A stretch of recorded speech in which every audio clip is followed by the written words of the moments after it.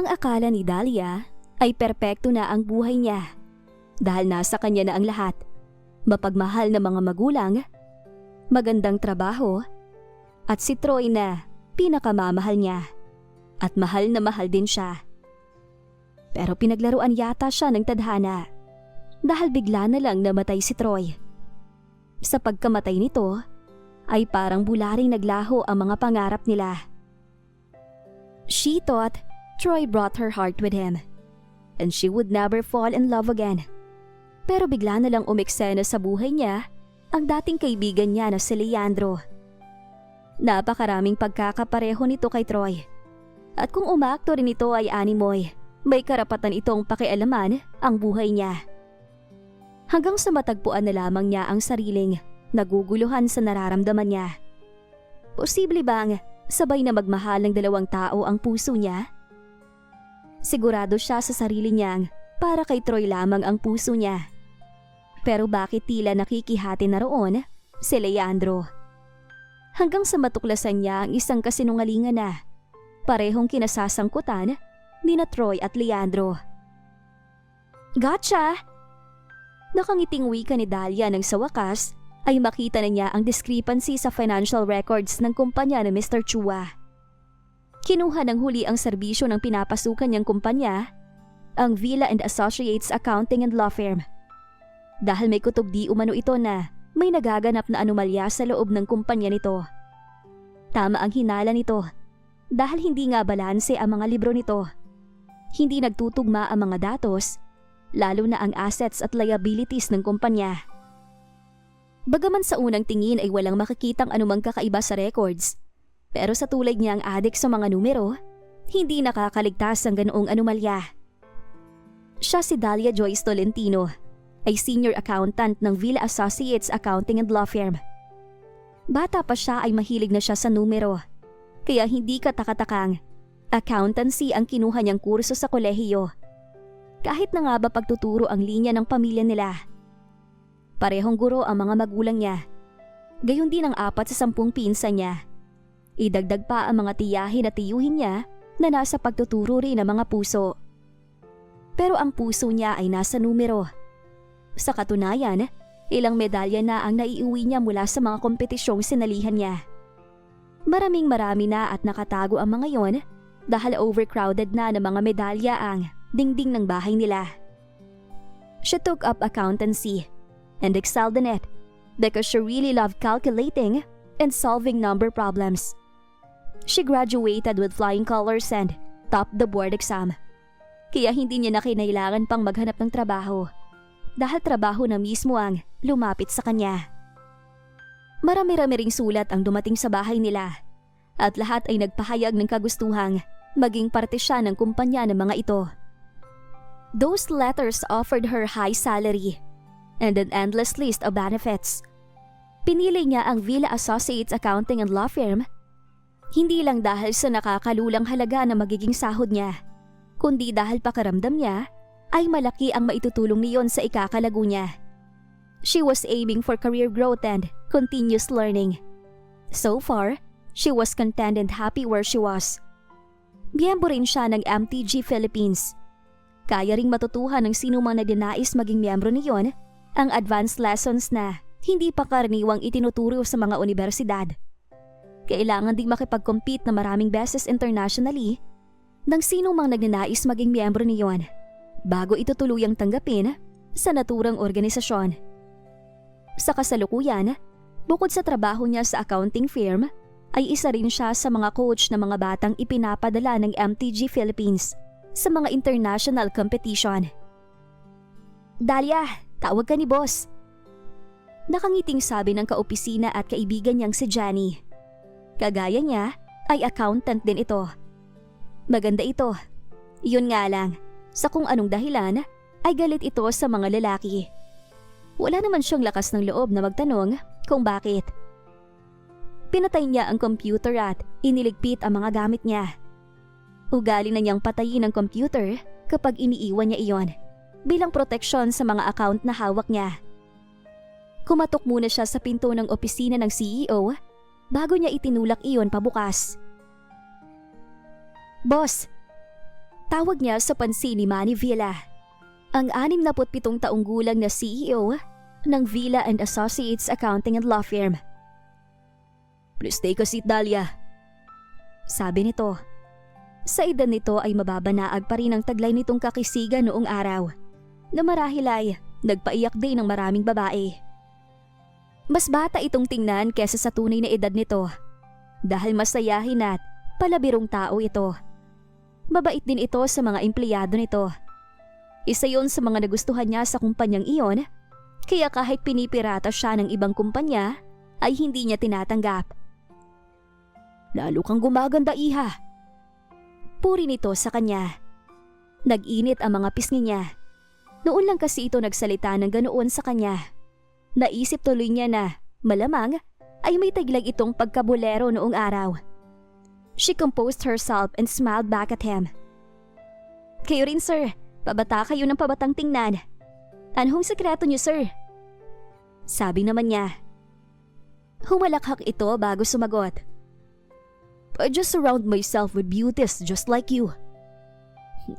Pinapahaba niyong buhok ko, sir. Nakangiting wika niya. Of course not. You're the epitome of true beauty and brains. And since you don't have a boyfriend right now, I thought it would be nice to introduce you to my nephew. What do you think? Muntik na siyang malaglag mula sa kinauupuan niya sa pagkagulat. Ano raw? Ipapakilala siya nito sa pamangkin nito? Oo nga at wala siyang boyfriend, pero hindi naman siya naghahanap. Naubusan na yata ng gagawin ang boss niya dahil nagpe-play Cupid na ito. Alanganing ngumiti siya. Boss, yan bang dahilan kaya ipinatawag niyo ako? Tanong niya. Tila nabasa naman nito ang anisanas niya, kaya sumeryoso na rin ito. Binuksan nito ang isa sa mga drawer sa desk nito. Inilabas ang isang sobre at iniabot iyon sa kanya. Tinanggap niya yon at binuksan. 3 days, 2 nights. All expense paid vacation to any place you want, here or abroad.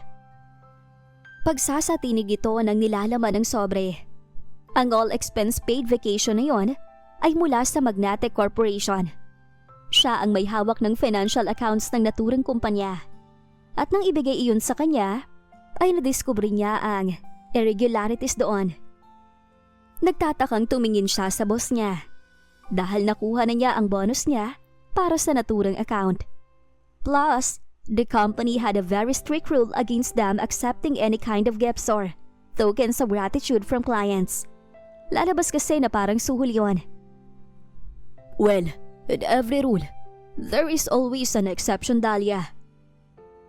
Sabi nito na parang nabasa ang laman ng isip niya. Ilang sandaling nag-isip siya bago nagsalita. It's not really the reason why I'm here, boss, is it? There's something else. Malakas ang kutob niya na hindi talaga iyon ang dahilan kung bakit siya ipinatawag nito. You're really amazing, Dahlia. Tama ka. There's more to it. Naglabas ito ng mga dokumento mula sa drawer at iniabot iyon sa kanya. I'm offering you to be my junior partner, iha. Nanlaki ang mga mata niya at tuluyan na yatang nawala ang poise niya sa sinabi nito. Junior partner? Gusto niyo ako maging junior partner sa accounting department? Namamanghang tanong niya. You heard it right, Dahlia. Masyado kang matalino para manatili lang sa desk mo. Hindi ko hahayaang makawala mula sa bakuran ko ang isang gintong katulad mo. Bibigyan kita ng kaukulang share sa kumpanya bilang kasosyo ko. Madaragdagan din ang benefits na makukuha mo. Plus, Sandali lang, sir. Putol niya sa sinasabi nito. Tumayo siya mula sa kinauupuan at tinungo ang water dispenser na nasa loob ng opisina ng CEO. May mga disposable cup doon. Kumuha siya ng tubig at uminom. Pagkatapos ay bumalik siya sa upuan niya at pinasadahan ng tingin ang mga dokumentong ibinigay nito kanina. Mukhang determinado si Mr. Villa na hindi siya pakawalan dahil kasama sa mga dokumentong iniabot nito ang kontrata na magpapatunay na kasosyo na nga siya nito. Ang kulang na lang ay pirma niya. Nakalahad din doon kung ilan na magiging shares niya sa naturang kumpanya. Nakakalula ang mga bagay na nakasulat doon. Idagdag pang hindi niya kailangan mag-invest ng pera para magkaroon siya ng shares. Siyempre, pangarap din niyang makapagpatayo ng sarili niyang accounting firm. Pero dahil hindi naman sila mayaman at middle class lang ang angkang pinanggalingan niya, alam niyang mahihirapan siyang matupad iyon. Pero heto ngayon sa harap niyang simula ng katuparan ng pangarap niyang iyon. Gayunman, nalilito pa rin siya at hindi pa rin niya alam kung ano ang isasagot dito. Take the documents with you, Dahlia. Pag-aralan mo. Let me know kung may gusto kang idagdag o baguhin sa mga nariyan. In the meantime, go and take a vacation. Pagbalik mo, saka uli natin pag-uusapan ang bagay na ito. Naguguluhang napatango na lamang siya. Tumayo na siya at parang wala sa sariling tinungo ang pinto. And Dahlia, nilingon niya ang boss niya. Seryoso rin ako na gusto ko itang ipakilala sa pamangkin ko. Who knows, baka hindi lang pala tayo magiging business partner.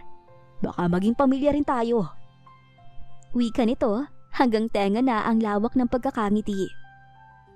Nagkamali ito kung inaakala nitong nakatulong sa kanya ang ngiting iyon dahil lalo lamang siyang naguluhan. The subject is moving. I repeat, the subject is moving. Do you copy? Mahinang wika ni Troy sa microphone chip na nakakabit sa relo niya. Copy, sir. Okay, keep an eye on him. Biling niya, bagaman hindi rin niya inaalis ang paningin sa telescope. They were on a surveillance operation, keeping their eye on a terrorist that was on the loose. Isang taon na ang nakakalipas mula nang i-recruit siya ng Central Intelligence Agency ng Amerika para tutukan at isailalim sa surveillance ang isang international terrorist na nasa Pilipinas. Si Akim Ajal, na pinaniniwala ang may koneksyon kay Osama Bin Laden at sa grupong Al-Qaeda. Osama Bin Laden is the most wanted terrorist in the whole world, was the mastermind behind the historical September 11, 2001 World Trade Center attack where thousands of people lost their lives. On May 2, 2011, after nearly a decade of seeking justice, Osama Bin Laden was finally killed by the elite Navy SEAL Team 6 of the US. Bagaman napatay na si Osama Bin Laden, naniniwala pa rin ang Amerika na hindi doon tuluyang natapos ang terorismo sa mundo. Kaya naman lahat ng pinaniniwala ang may koneksyon sa grupong Al-Qaeda ay matamang tinututukan pa rin ng gobyerno ng Amerika. Nang magkaroon ng intelligence report ang CIA na may isang teroristang nagtatago sa Pilipinas, ay umaksyon agad ang mga ito at nakipagtulungan sa gobyerno ng Pilipinas. Nagkaroon ng recruitment at isa nga siya sa mga napili. He was elated and thrilled by the offer. After all, sinong sundalo ba ang tatanggi sa pagkakataong mapabilang sa pinakamakapangyarihang intelligence agency sa buong mundo? Kaya hindi na siya nagdalawang isip. He eagerly accepted. He was so excited to be trained by the elite members of the US. Besides, he knew that was the best way to serve his country. It was a dangerous job. He knew that. He understood every consequence it could bring. But then again, he had always been a thrill seeker. A man who longed for a real action. Kaya mabilis pa sa 4:00. Pumayag siya. The agency then laid out his duties and responsibilities. He had to be discreet and distant. And most of all, he must never fall in love. Because love could mean danger. Not just for him, but for anyone he held dear. He accepted those rules without hesitation. After all, he had never fallen in love. He never had loved once, except for his sister. Ilang buwan din silang nagtraining sa Amerika, partikular na sa Camp Peary. Sineryoso talaga niya ang training kahit na maganda bali-bali ang mga buto niya. Doon niya napatunayan na napakalayo nga pala talaga ng agwat ng US military kung ikukumpara sa Philippine military. Hindi lamang sa mga modernong teknolohiya, kundi sa paraan na rin ng training na pinagdaraanan ng mga ito. It was as if they were taking their hearts out of them and molding them into a heartless warriors. Bago yata makagraduate ang isang trainee roon, ay wala na itong kakayahang makaramdam.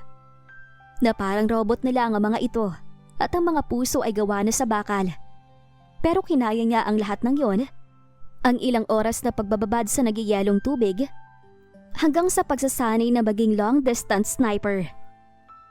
Hanggang sa tuluyang pakawala na sila, taglay ang misyon na tutukan si Akim Hajal at huliin ito. So far, they were on the right track. All the pieces of evidence they had gathered pointed directly to Akim Hajal being a true member of the Al-Qaeda. Humahanap na lamang sila ng tamang tiyempo para hulihin ito. Ngunit sadya yatang madulas ang mga teroristang katulad nito dahil sa matataong lugar ito naglalagi.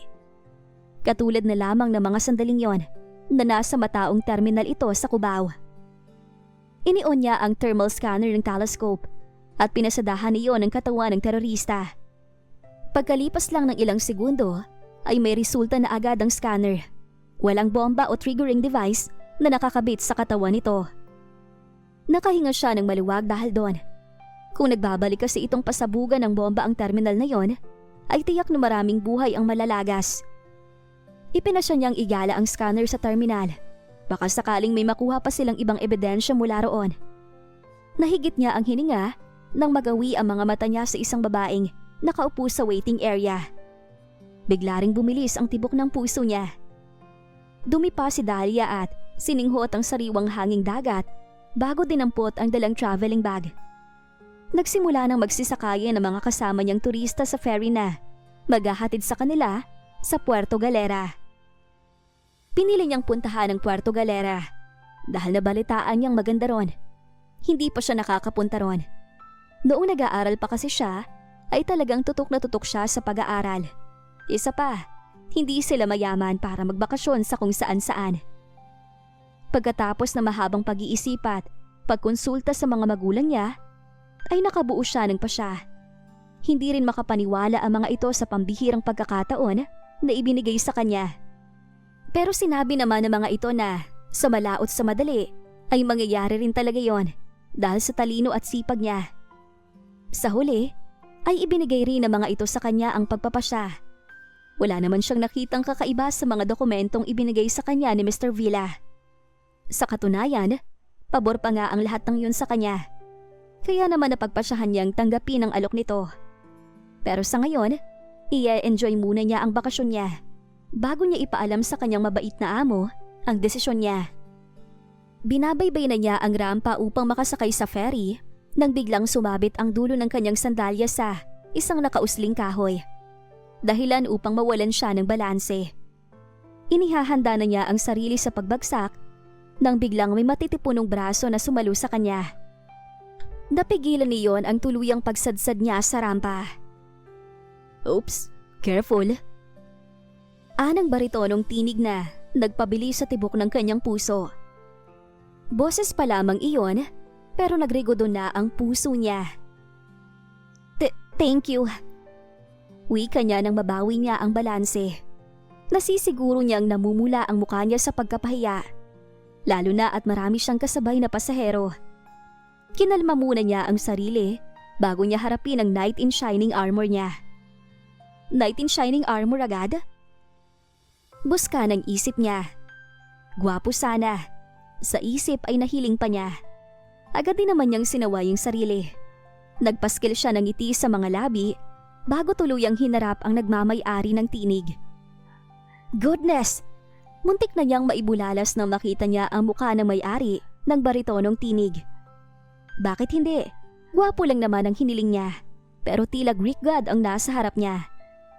Bilugan ang itim na mga mata nito. Tila ngumiti rin ang mga yon nang ngumiti ito. Binagaya ng makakapal na kilay ang mga yon. Ang ilong nito na hindi perpekto ang tangusay. Lalo lang nakadagdag sa karisma nito. Ang gupit militar. Naglakbay ng pababa ang mata niya. Oh boy, ang katawan. Baka sa suot nitong puting t-shirt ang tila nililok ng iskultor na dibdib at abs nito. Kahinaan pa naman niya ang mga lalaking binabagayan ng puting t-shirt. Yung tipong kahit hindi nagpabango, ay nagmumukhang mabango. Pakiramdam niya ay isa itong action hero na lumabas mula sa malaking screen ng sinehan. Every inch of him scream of maleness and sexiness.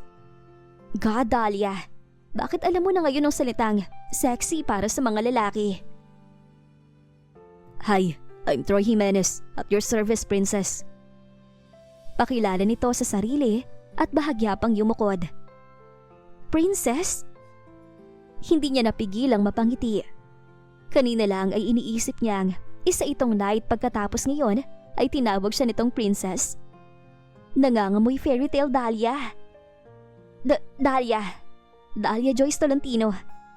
Salamat nga pala. Minsan kasi clumsy talaga ako eh. Pakilala niya sa sarili habang pasimpleng binubusog ang mga mata sa kakisigan nito.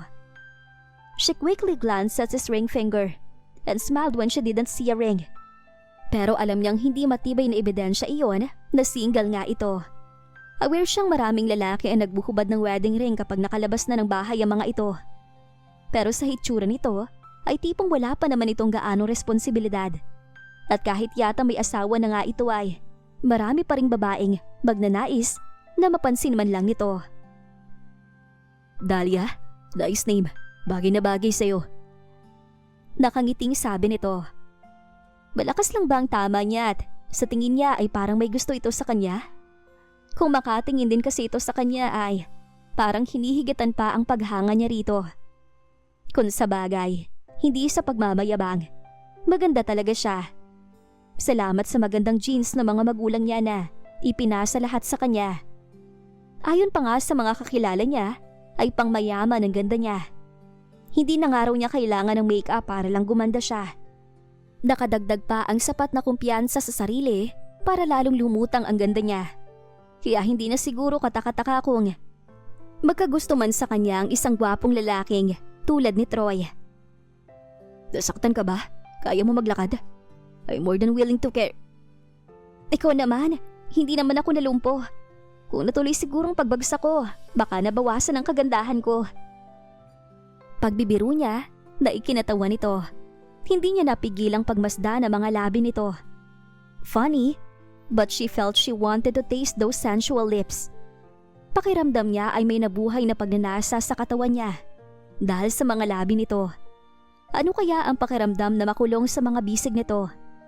Kung bakit naman kasi napakahilig niyang magbasa ng romance novels. Tuloy pakiramdam niya ay nakita na niya ang hero na magsisimula ng istoryang buhay pag-ibig. Sapul na sapul siya ng pana ni Cupido. Hanggang dito muna ang ating kwento, pero hindi pa rin nagtatapos ang kanilang tadhana. Abangan sa susunod na episode.